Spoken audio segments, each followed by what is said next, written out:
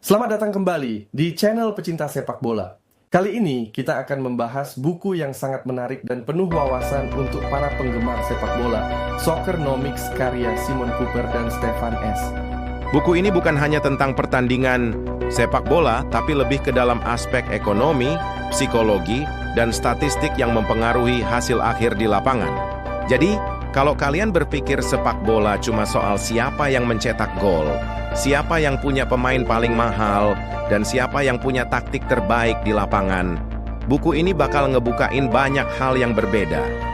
Kita bakal bahas semua hal itu, dan kenapa hasil akhir itu lebih dari sekadar apa yang terlihat di lapangan. Yuk, langsung aja kita mulai. Di bab pertama, buku ini langsung ngulik soal ekonomi sepak bola. Banyak orang, termasuk fans sepak bola, menganggap kalau punya banyak uang berarti tim tersebut akan lebih sukses. Tapi Soccernomics ngebantah hal itu. Misalnya, kita lihat klub-klub seperti Real Madrid, Barcelona, dan Manchester United. Mereka punya banyak uang, banyak pemain bintang, tapi apakah mereka selalu juara? Ternyata tidak. Buku ini menunjukkan bahwa uang memang penting, tapi tidak bisa menjamin kemenangan. Kunci sukses ada pada faktor lain, seperti manajemen, strategi, dan bagaimana tim bekerja sama di lapangan. Ganti visual ke klip pertandingan atau data statistik yang menunjukkan hasil yang tidak sesuai dengan ekspektasi ekonomi. Jadi, meskipun tim kaya punya lebih banyak sumber daya untuk merekrut pemain, mereka juga harus memiliki struktur yang tepat. Mereka perlu manajer yang pintar, taktik yang solid, dan pemain yang bisa bekerja sama untuk mencapai hasil yang diinginkan. Selanjutnya, kita masuk ke bagian yang cukup menarik, yaitu soal statistik. Kalau kalian sering nonton pertandingan, pasti sering dengar kalau tim yang menguasai bola lebih lama itu biasanya menang, kan? Tapi, Soccernomics justru bilang sebaliknya. Buku ini ngebahas soal bagaimana statistik penguasaan bola itu nggak selalu berhubungan langsung dengan kemenangan. Banyak tim yang dominan dalam penguasaan bola, tapi malah kalah. Kenapa? Karena seringkali mereka terlalu banyak menguasai bola, tapi nggak tahu cara mengubahnya menjadi peluang atau gol.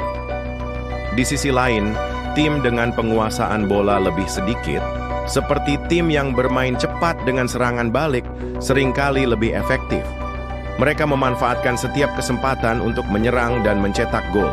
Ini membuktikan kalau penguasaan bola bukan satu-satunya kunci kemenangan dalam sepak bola. Selanjutnya kita bahas soal globalisasi dalam sepak bola. Kita semua tahu kalau sepak bola itu sekarang udah jadi industri besar dan nggak cuma soal klub-klub Eropa saja, tapi udah mencakup seluruh dunia. Sekarang pemain bisa berasal dari berbagai penjuru dunia. Klub-klub besar nggak hanya merekrut pemain dari negara mereka saja, tapi juga mencari bakat terbaik dari luar negeri. Hal ini menciptakan dunia sepak bola yang semakin global. Dan karena sepak bola udah jadi bisnis besar, banyak hal yang terjadi di luar lapangan yang mempengaruhi hasil di dalam lapangan. Contohnya, klub-klub besar seringkali bergantung pada sponsor internasional dan hak siar televisi global.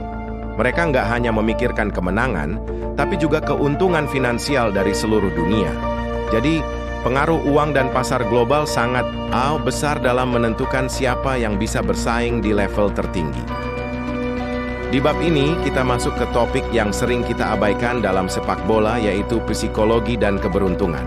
Soccernomics menunjukkan bahwa selain taktik dan keterampilan, faktor mental pemain juga sangat berpengaruh pada hasil pertandingan. Pernah nggak sih kalian lihat pertandingan di mana tim yang tampaknya kalah secara teknik malah bisa menang?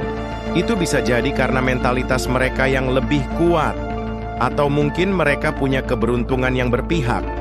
Hal-hal seperti gol bunuh diri, penalti yang kontroversial, atau bahkan cuaca yang mendukung tim tertentu bisa sangat berpengaruh.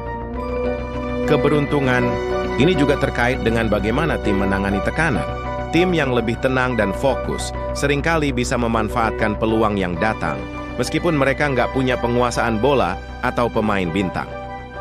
Salah satu bagian yang cukup menarik dalam Soccernomics adalah kritiknya terhadap sepak bola modern. Buku ini nggak cuma memuji industri sepak bola, tapi juga membahas masalah-masalah yang ada. Misalnya buku ini menyentil soal ketidakadilan distribusi pendapatan di sepak bola. Klub-klub kaya mendapatkan sebagian besar pendapatan dari hak siar, sementara klub-klub kecil sulit bersaing. Ini menciptakan ketimpangan yang makin lebar. Selain itu, korupsi dalam manajemen klub dan federasi sepak bola juga jadi masalah besar. Banyak keputusan yang lebih didorong oleh uang daripada kepentingan olahraga itu sendiri. Buku ini mengajak kita untuk lebih kritis dan berpikir ulang tentang bagaimana sepak bola dijalankan di level paling atas. Jadi, Soccernomics bukan cuma buku yang ngomongin soal pertandingan atau gol-gol cantik, tapi lebih ke bagaimana faktor non-teknis mempengaruhi dunia sepak bola. Dengan pendekatan ekonomi, statistik, psikologi, dan globalisasi, buku ini ngajarin kita untuk melihat sepak bola dari sudut pandang yang lebih dalam. Kalau kamu pengen tahu lebih banyak tentang dinamika sepak bola yang sering terlewatkan, Soccernomics adalah buku yang harus kamu baca. Buku ini ngasih kita pemahaman yang lebih luas, dan pasti bakal ngebuka wawasan baru tentang olahraga yang kita cintai ini. Jangan lupa, kalau kalian suka dengan pembahasan seperti ini, klik like, subscribe, dan komen di bawah tentang pendapat kalian soal buku ini atau sepak bola secara umum. Sampai jumpa di video berikutnya. Dan tetap semangat ngefans sama sepak bola!